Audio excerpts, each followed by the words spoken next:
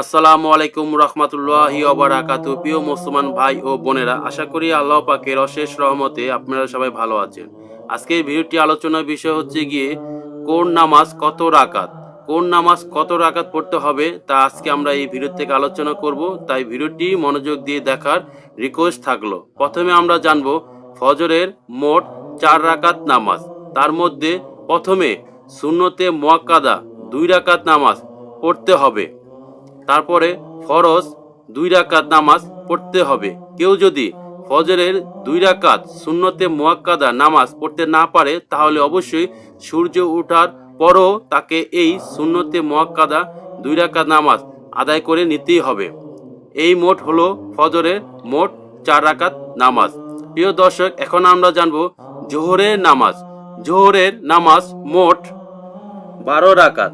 তার মধ্যে প্রথমে সুন্নতে মুআক্কাদা 4 রাকাত নামাজ পড়তে হবে। তারপরে ফরজ 4 রাকাত নামাজ পড়তেই হবে। তারপরে সুন্নতে মুআক্কাদা 2 রাকাত পড়তে হবে। তারপরে নফল 2 রাকাত পড়লে সওয়াব, না পড়লে কোনো গুনাহ হবে না।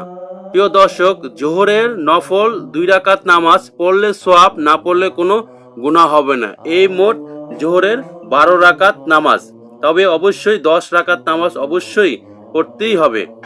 প্রিয় দর্শক, এখন জানবো আমরা আসরের নামাজ। আসরের মোট 8 রাকাত নামাজ। তার মধ্যে সুন্নতে জায়েদা 4 রাকাত নামাজ পড়লে সওয়াব, না পড়লে কোনো গুনাহ হবে না।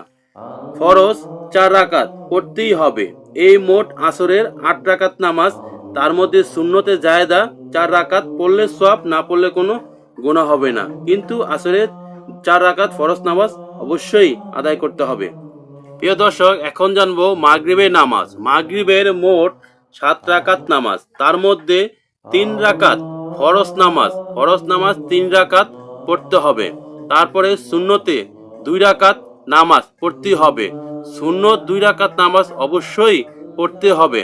তারপরে নফল 2 রাকাত নামাজ পড়লে সওয়াব, না পড়লে কোনো গুনাহ হবে না। এই মোট 7 রাকাত নামাজ মাগরিবের। মাগরিবের 7 রাকাত নামাজ। তার মধ্যে 2 রাকাত নামাজ নফল পড়লে সওয়াব, না পড়লে গুনাহ হবে না। কিন্তু এই প্রথমে ফরজ 3 রাকাত এবং সুন্নত 2 রাকাত নামাজ অবশ্যই আদায় করতে হবে। প্রিয় দর্শক, এখন আমরা জানবো ইশারের নামাজ। ইশারের মোট 15 রাকাত নামাজ। তার মধ্যে প্রথমে সুন্নতে জায়েদা 4 রাকাত নামাজ পড়লে সওয়াব, না পড়লে কোনো গুনাহ হবে না। তারপরে ফরজ 4 রাকাত নামাজ পড়তেই হবে। তারপরে সুন্নতে মুআক্কাদা 2 রাকাত পড়তে হবে এবং বেতের 3 রাকাত পড়তেই হবে। তারপরে নফল 2 রাকাত পড়লে সওয়াব, না পড়লে কোনো গুনাহ হবে না।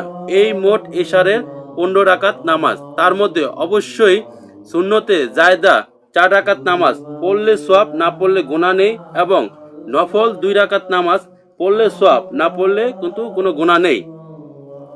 তবে ইশারের 3 রাকাত বেতের নামাজ অবশ্যই পড়তে হবে। যদি কেউ ইচ্ছাকৃতভাবে ইশারের 3 রাকাত বেতের নামাজ ত্যাগ করে, তাহলে তার ইশারের নামাজ আদায় করা হবে না।